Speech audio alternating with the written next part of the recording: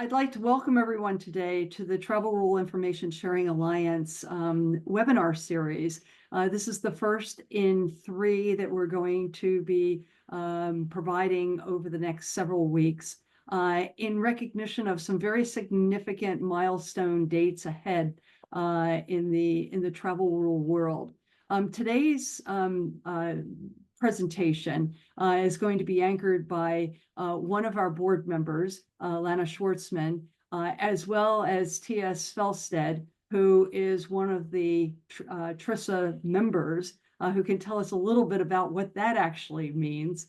Our intention today is to focus on, I think, the most critical, most immediate issue before us, which is compliance with MICA, the new set of laws and regulations that are being implemented in Europe. And with Lana and TS, we have 2 of the foremost experts in this arena, which for those of you who are joining us from the US side, I just will make a brief note at the beginning here is that in the US, the travel rule has been an expected point of compliance for VASP since the beginning. And it was reiterated that it would be a requirement or it is a requirement in an action taken by the Department of Justice and the FinCEN in 2015 in connection with an action taken against Ripple. And they made it clear then that the travel rule under US laws does in fact apply to this world that has become known as VASP. So with that, I'd like to turn it over to Lana to give us an overview of MICA and get us started in our discussion. Lana, would you like to give us a brief introduction as well? Yeah, certainly I am happy to, and thank you for that very warm welcome, I would say. So as Carol mentioned, I'm Lana, and I am head of regulatory and compliance at Nota Bene, and I'm also an advisory board member of TRISA, which is from the very early days. I've been in this travel rule space for quite some time now. And for those of you that may not know, Nota Bene is a leading crypto pre-transaction risk company with a full platform that specializes in travel rule compliance, which allows companies to stop potential illicit activity before it is settled on the blockchain. And prior to this role, I've been a chief compliance officer for 2 different crypto companies, and I've spent 18 years in compliance, and about 13 of it has been in crypto compliance. And I've also been in the advisory space. I spent 7 years at Grant Thornton advising some of the early crypto adopters on various crypto compliance and AML programs. And my early days were Morgan Stanley and Deutsche Bank, and in different compliance roles. And before I dive into EU and TFR, I don't know, TS, do you want to give maybe a quick intro on yourself so everybody knows? Thanks, Lana. So I'm T.S. Felstead, and known as Thor in other groups that I'm a part of. I've been an independent consultant full-time in this space since 2022. Prior to that, I was a compliance officer for 15 years, mainly in fintechs, and I'm a member of TRISA and the OpenVASP TRP working group, and recently a board member at OpenVASP, and of course a member of the TRISA working group since 2021. So I'm very happy to hopefully give a few insights a bit later on this fun new thing that everybody's really got to comply with now. That's right. That's right. Okay, so to answer, maybe going back, Carol, to your question, and speaking about kind of, it was the importance, right? You said the importance of TFR and EU, was it? And to talk about that.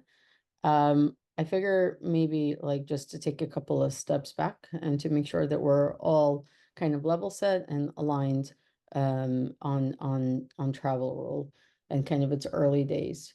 Um, so not assuming that everybody knows it, just to explain the crypto travel rule, it is a regulatory framework. It was initiated by FATF in 2019, and it basically requires virtual asset service providers to share specific transaction information between the originator and the beneficiary of the transaction to enhance anti-money laundering and counter terrorist financing efforts.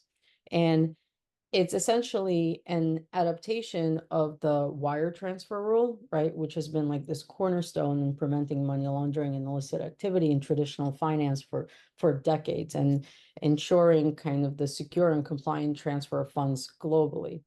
And before travel rule, the issue has been that there's been little to no checks that were performed when a CASP customer will send a transaction to a counterparty, and therefore the originating CASP or VASP, they had very little to no visibility on who they were transacting with on the other side.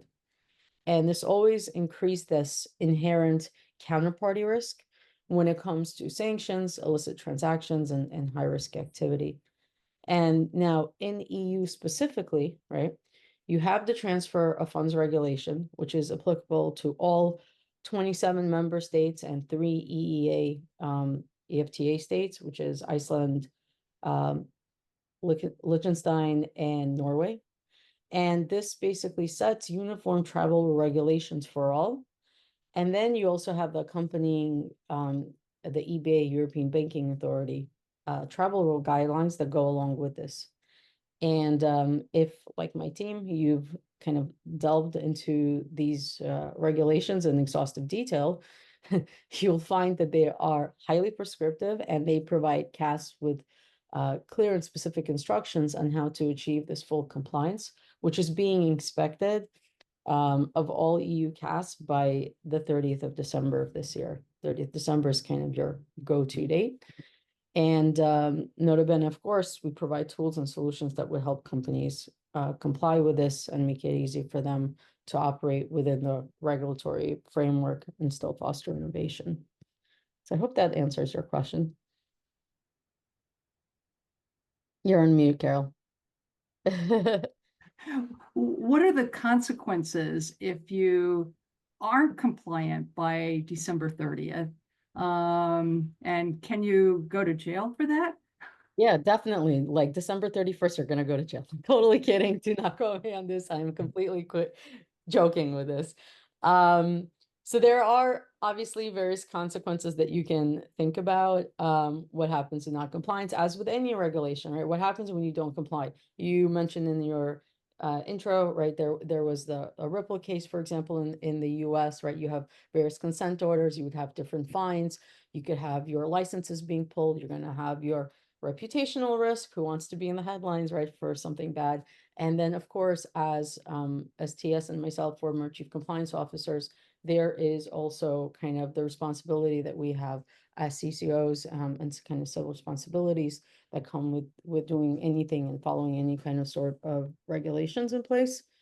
So reputational risk, legal risk, having those very expensive, as anybody knows, to go through a licensure process anywhere in the world, but within the context of EU, US, and other places, it's very lengthy and certainly very costly. Having those pulled from you, worst case scenarios, is not something fun. So listen, everybody wants to be in compliance, and I think generally speaking, we can start to get into some specifics if you want about specifically in the EU, in the TFR, there's very specific language about reporting of non-compliance as well.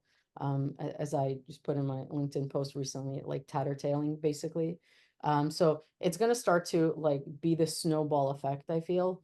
So, if you're not complying, come December 31st, January 1st, January 2nd, like, yes, nobody's going to go to jail, but every day, every day is a day that it could add up to fines potentially.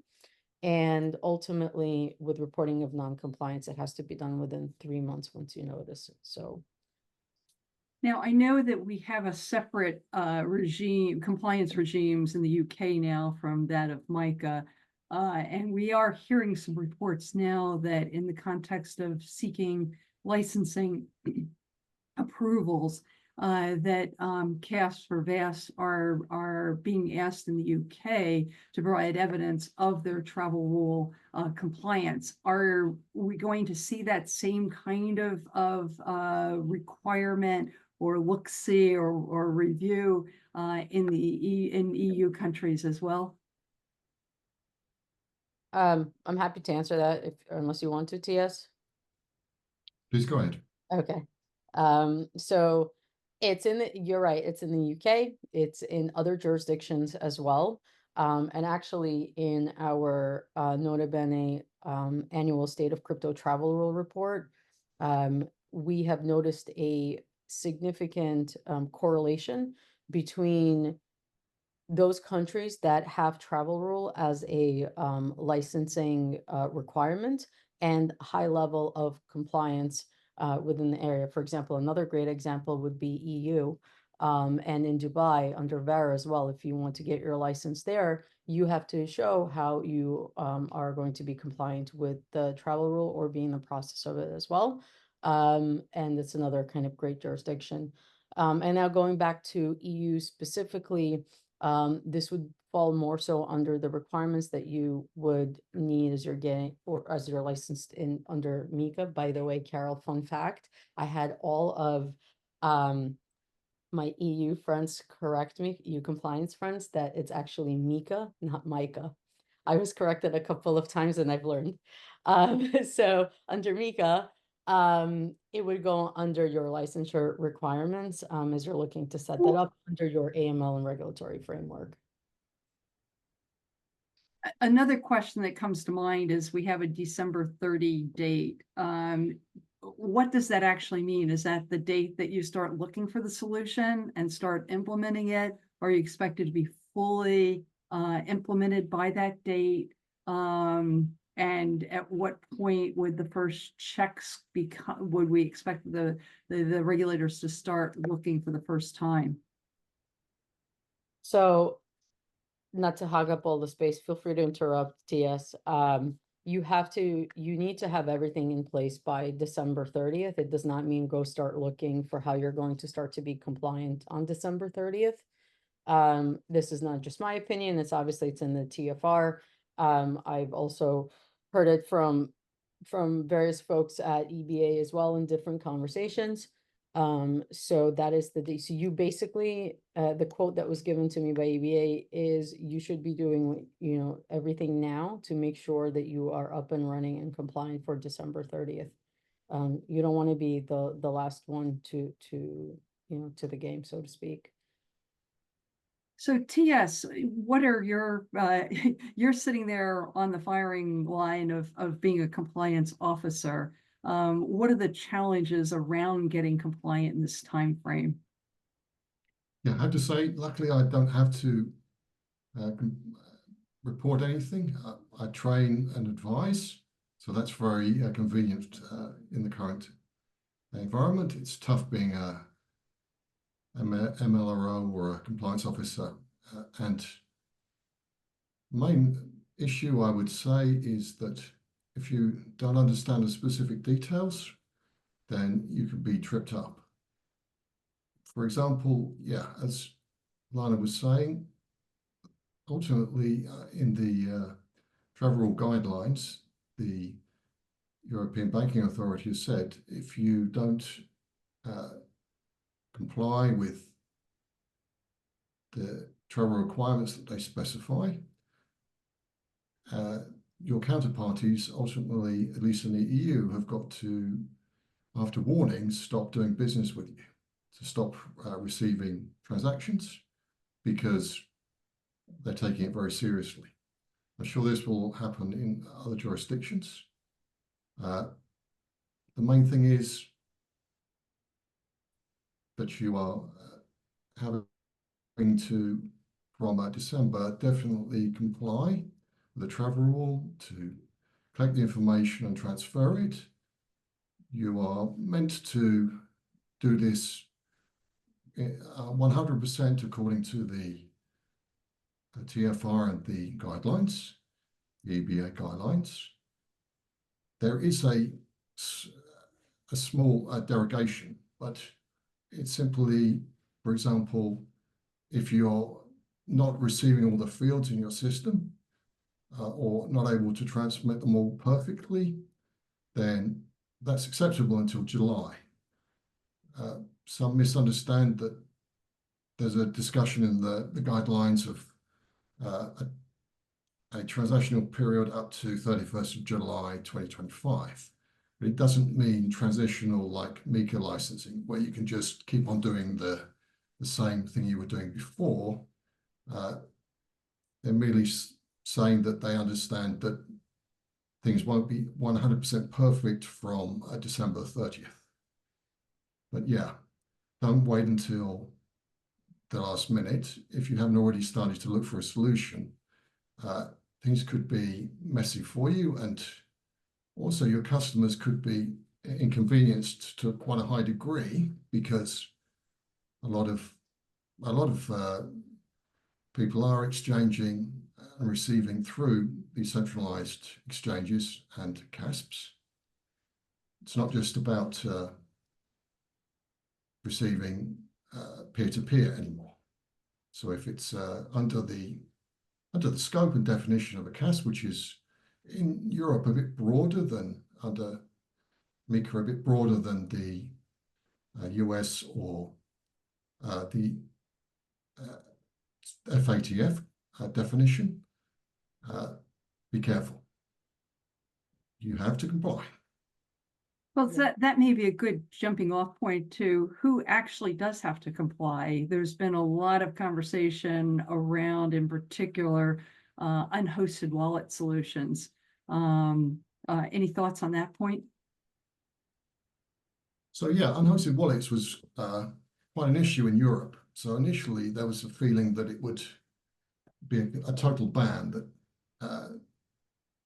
the entities that are in scope as a CASP, crypto asset service provider, the EU term, would not be able to do anything with unhosted wallets, which is self-hosted wallets, the same thing, something that is controlled by an individual and not by a crypto business. So the FATF definition is a business that is a financial institution effectively receiving and having custody of assets, of crypto assets, or as they're called, virtual assets, more globally. The main issue is unhosted wallets are how crypto's been from the start. So in Europe, after some lobbying and some toing and froing, it was decided it was okay to transact with unhosted wallets, provided you have a risk-based approach. Now, in reality, there'll probably be at most CASPs as it is in Switzerland, although it's not mandated, that you'll be only dealing with a wallet that can be verified as being owned by your customer. So that's the simplest way to do this. Also, you have an issue, you do have to figure out if you're dealing with such an unhosted wallet, a self-custody wallet, when the transaction is made to receive and send. And you've got to be fairly sure that your process or your technical means allow you to identify them. That's not so easy. Of course, you could use technical measures such as the so-called Satoshi test, which is asking the person to send a small amount from their wallet to your wallet at the exchange, or you could do a digital signing method, which is now supported more in hardware wallets, for example.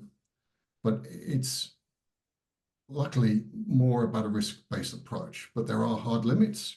The main thing to understand is that in general, transfers are with a zero threshold. So amongst cash, you have to report a travel very very much compared to how it's been. When you're dealing with unhosted wallets as a CASP, it's about 1,000 euros, which you have to do certain things. But luckily, it's pretty much a risk-based approach. Please go ahead, Anna. Can I add something here? Please, please. I think in a way that generally, if you wanna look and think about self-hosted wallets, within the context of the regulations, the travel regulations in the EU, you need to look not only at the TFR, but also at the guidelines. And generally, I like to think about it in 3 different buckets. If it's below 1,000 euros, and if it's above 1,000 euros, and it's a first party self-hosted wallet transaction, and then if it's above 1,000 euros and it's a third party self-hosted transaction. And the differences being that, the eBay guidelines are a little bit more prescriptive, as they should be when it comes to what you need to do. And essentially, if it's a self-hosted wallet that's below 1,000, you're gonna obtain and hold the information. But if it's above 1,000 and it's a first party self-hosted wallet transaction, then you would need to essentially find at least one technical means, I think they say, but you basically need to have as they say in the eBay guidelines, and as I heard from eBay, unambiguous, what do they call it? Unambiguous confidence, and you have to know, you have to be able to show the ownership or control of the self-hosted wallets.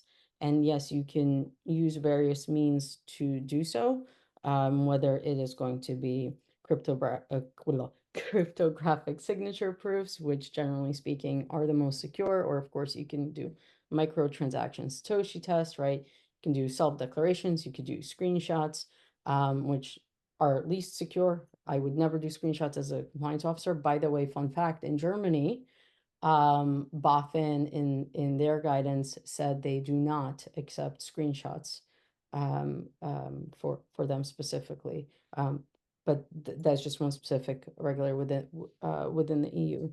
And then what's also very interesting, and what had the industry up in bunches there, is if it's a third party self-hosted wallet transaction that's over 1,000 euros, the EBA guidelines, not the TFR, but the EBA guidelines say, yes, you need to apply risk-based mitigating measures, but you also need to verify, okay, this is important, you would need to verify the self-hosted wallet, which, has the industry thinking on how the heck are we gonna do that?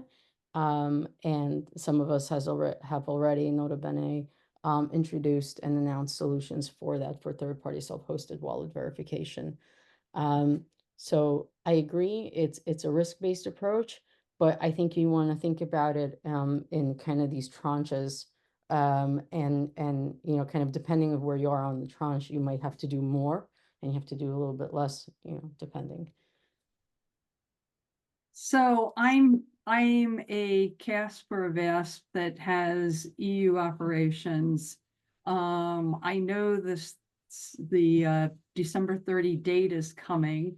I'm hearing that I am expected to be compliant as of that date, though there may be some wiggle room for me until July.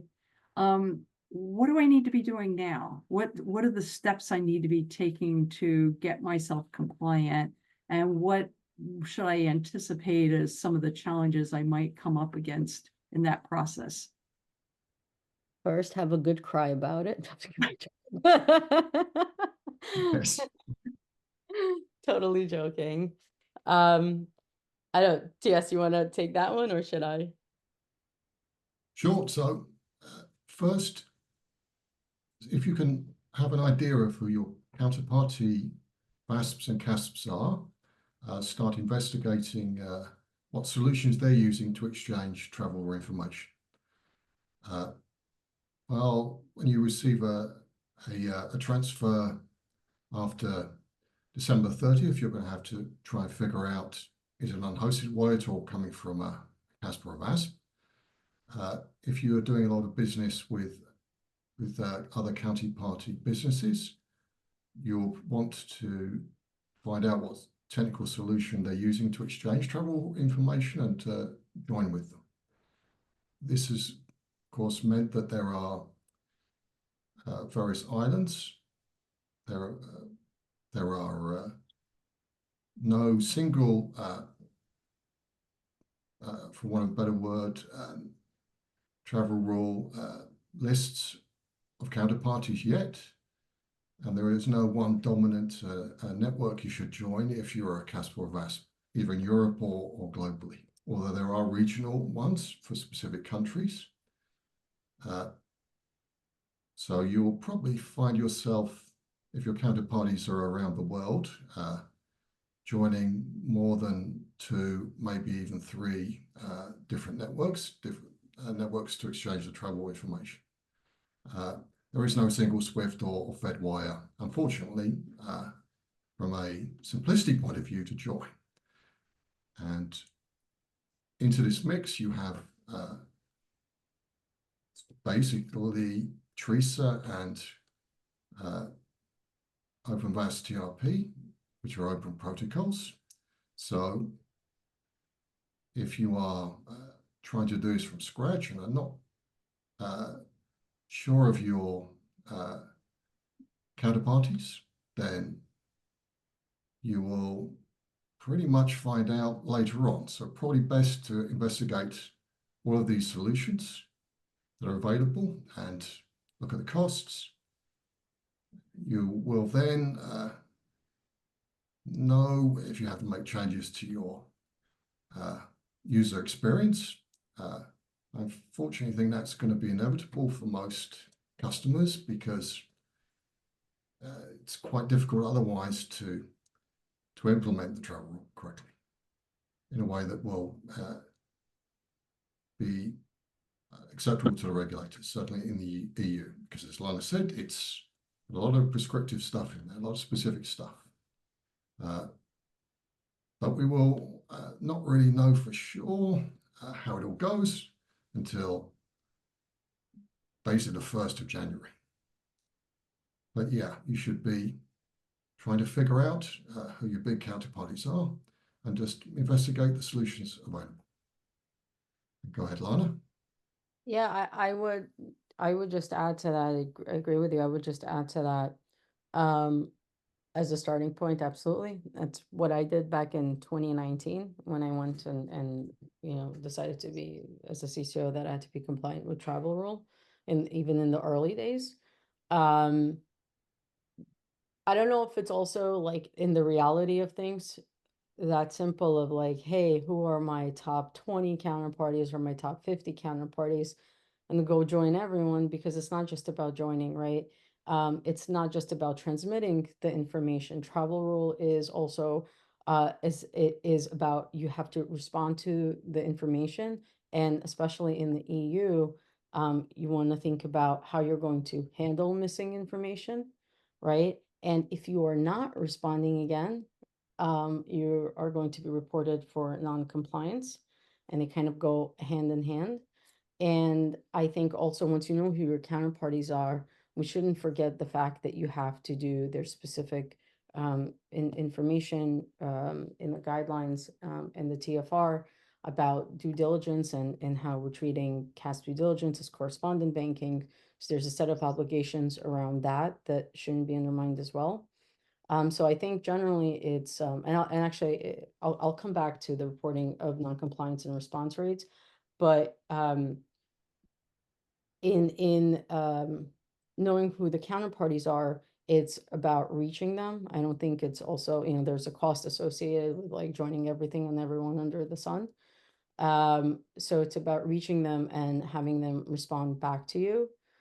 And then on the points that I wanted to make also around, I would say like the response rate and kind of, I view it as kind of all together. So you have handling missing information and reporting of non-compliance. Almost if we look at it as like a triangle, and up to the top, it kind of all adds up to you responding to the travel rule information as well. And you know, they kind of align together. And kind of on this point, I think it was in the TFR, I think it was paragraph or recital 28. If I'm recalling this off of memory, correct me, but basically where they said that CASP should ensure that the information between the originator and beneficiary should not be missing or incomplete. And then in 53, it was that they have to take, CASP have to take general CASP, I'm saying, prompt action to be taken against fighting money laundering, terrorist financing, and basically that you have to provide prompt responses to requests for information. And in the EU, then there was like, we got more explicit into this in the guidelines where you have to respond if you're within the EU, 3 working business days. And if it's a transfer that's outside of the EU, you have to provide this information within 5 working days. And by the way, this is not new and novel. In Singapore, you have 3 business days to provide the missing information. And then they also have a lot of specifications on this reporting of non-compliance, you know, and as I said, like, yes, you're now going to be tattletaling on VASPs and CASP that do not respond to you. And you have 3 months to report that. And actually, the other day, for example, I was looking at the template and instructions from Ireland, from the Central Bank of Ireland. And there they wanted like the name of who is repeatedly failing, the description and the reasons why they were failing, and any justifications if you have for it. And then a summary of the steps that the reporting CASP has taken to obtain this missing information, right? So where this all goes is, again, it's important not only sending, but also receiving the travel rule messages and responding to them. But why, right? Like, why is it so important? I keep asking myself this. And in my opinion, simply put, at this point in our travel rule timeline, and I think some of you on this call definitely have heard me speak about this before, the dawn of travel rule, right? It's been 5 years since this adoption. We have supervisory authorities that are starting to evaluate for the effectiveness of travel rule, which includes responding to travel rule messages, not just, you know, it's not enough to say, you know, I'm a CASP as a compliance officer, I sent the transaction and therefore I'm travel rule compliant, right? You have to demonstrate that you're responding to these incoming messages and from your counterparties. So yeah, just kind of wanted to drive that point home. Well, and if I can take that a step further, because you've definitely alluded to it and been even more specific than that, is that the travel rule is really just a starting point in compliance Absolutely. efforts. It's to ensure that you're getting and you're providing information related to the parties in the transaction, but there's an anticipation, an expectation, a requirement to actually take that information and then use it throughout the rest of your anti-money laundering, anti-terrorist, counter-terrorist monitoring, detection, and reporting activities. Absolutely. And I had one regulator actually that I was speaking to where they were asking if we have seen information on SARS pertaining to travel rule, right? Because once, you know, in the grand scheme of things, once you have suspicion of a potential illicit transaction, they want you to report it, right? Again, so it's not just about Alice and Bob and sending from A to B using that information. Exactly. And this is possibly the biggest difference from the US to the FATF and then down into the EU, for example. So since the Trevor Rule was first implemented in the US, it was actually more a two-pronged thing. It was record keeping and transfer of the information. Once it's found its way up to the FATF, it's become now for the adaptation into crypto a pre-transactional requirement. So it's treated as not something that's done after the fact. It has to be done, implemented before the transaction is sent. Yep. Or at the same time. And it is intended for, as you alluded to, both to sanction screening as well. So if you don't do these things, you will ultimately fail. And that's not a good thing to do, because you'll be potentially, open to the real liabilities, which is from having allowed a transaction to go through that was clearly one you shouldn't, and it can be, of course, proven on the public blockchain that it happened, and also that you have not collected the correct information. So this is the main concern. Unlike the traditional banking sector, once the transaction has been sent somewhere, it's gone.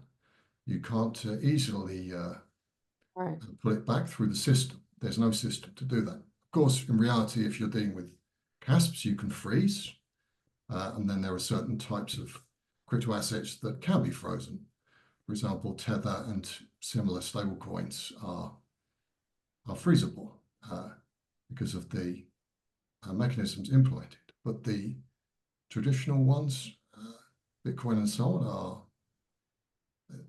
Ethereum. You are potentially sending to threat actors and can't get it back. I think that's the main reason why this has been developed into a pre-transactional requirement, and that's quite a difference conceptually and in reality. We don't see exactly the same thing in the wire transfer rule, but I know that FATF are changing this to take the emphasis off, to take the recommendation name for the travel rule to no longer refer it just by as referring to wire transfers, because it's more general now. But we'll see, that's going through the process. So we've talked about the tattling issue. I can tattle on you because you're not sending me what I need, or whatever other reasons that but that's a sort of a third party tattling. What about internally? We typically think of that more as a whistleblower type situation, but is this regulation also encouraging people to confess about their own indiscretions, be it the compliance officer? I mean, what the situation we see most often is the fact that, okay, we've got this December 30th deadline. I've got the message, I need to get some kind of an automated solution in place to help me with my compliance. I'm looking at the alternatives and trying to figure out what's going to work and give me the best coverage, but maybe the cost is an issue. Maybe the cost isn't an issue, but maybe I need to do other things internally I need more staff, whatever it might be, but I may not be getting the support from senior management. Am I obligated in any way to disclose that type of information? Does that come under a different part of our general anti-money laundering regime? That's really under the more general AML, CTF, PF regime, usually. But regulators are looking as a whole at what firms are doing. So as we know, we always hope that there will be a buy-in from senior management. So far, pretty much the UK is one of the few places I'm aware of that is coming down heavy on management that doesn't take these obligations seriously, including personal liability, which is quite something. The issue is it's how expensive it is to do compliance, how expensive it is not to do it or do it badly. But you're right, there's going to be a need for good, solid policies and procedures and controls. It may not be perfect, but if you can document and show that you're doing your best to comply and you are keeping a track of the quality, as Lars says, of the information you're getting from your counterparties, then perhaps you won't be the first one to be investigated and reviewed, because perhaps there are others who are being reported and they as being non-compliant, and they're the first ones who will be sanctioned, i.e. told that if they don't sort this out, the license will be pulled. I know that that's not what we want to hear, but yeah. And I think you're This is making a what's very nice. good point there, TS. I certainly we see this in the US is that first of all, we don't like to think of much in the AML world as being check the box, that it's much more process, and that process is what's important here. But if you can't check certain boxes with respect to travel rule, you're probably exposing other weaknesses in your compliance program that could lead to even larger, more significant ramifications. And I'd like to just pose to both of you in terms of, what do you think are the three top things to keep in mind as we go forward in these next 3 months, 2 months or so, and what should I be expecting if I'm sitting on the other side trying to get implemented as my biggest challenges? So what should I be thinking about doing, and what should I be prepared for that I might run up against? Please go ahead, Lana. Top three. Oh, you can make it 5 or 10 if you'd like. I think, timing is of essence. You want to go with a provider that will have most of the coverage that you need, that TS mentioned, in terms of being able to reach the counterparty. I think, kind of assessing how any provider is going to help you with some of these specific EU requirements, and just generally requirements around travel rule. As you guys heard, I spoke about the importance of handling and having a flow for missing information, very specific things for VASP due diligence, which is also kind of a big component that we didn't speak about to here. We didn't have enough time. Reporting of non-compliance, right? Like how is a planner going to help you with all of these things? These are all top of mind things for me when thinking about complying properly, and just making sure that everything is kind of flowing in a nice UX, so that you can use the system easily. I think those would be my kind of top three pain points. Oh, and of course, depending on your maybe business plan, if you have a lot of volume and or customers that are using self-hosted wallets, you want to think about that as well, and how those are going to be treated. You're going to want to think about policies, procedures, all of these kind of things. Travel rule is part of the compliance stack. So you want to treat it as you would anything else when you think about writing your sanctions program, your transaction monitoring, and so forth. Those are probably top of my mind.